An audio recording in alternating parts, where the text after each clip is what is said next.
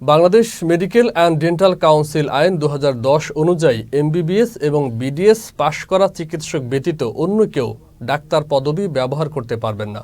বিএমডিসির কোনো কর্মকর্তা এই আইনের পরিবর্তন বা পরিমার্জন করার ক্ষমতাও রাখে না।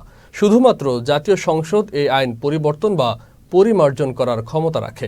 এই অবস্থায় হঠাৎ করে ম্যাটস ডিএমএফদের ডিপ্লোমা মেডিকেল প্র্যাকটিশনার হিসেবে স্বীকৃতি দেয় ফুঁসে উঠেছে চিকিৎসক সমাজ। তাদের দাবি, যারা ডিপ্লোমা করেছেন তারাও যদি নামের পাশে ডাক্তার লিখেন এবং প্র্যাকটিস করেন তাহলে ঝুঁকিতে পড়বে স্বাস্থ্যসেবা। আইন ভঙ্গ করে এমন স্বীকৃতি দেয় বিক্ষোভের ডাক দেন বিভিন্ন মেডিকেলের অধ্যয়নরত ছাত্রছাত্রী এবং ডাক্তারগণ।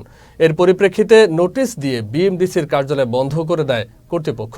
ফলে আজ শহীদ মিনারে অবস্থান করে বিক্ষোভ করছেন বিভিন্ন মেডিকেলের অধ্যয়নরত ছাত্রছাত্রী এবং ডাক্তাররা।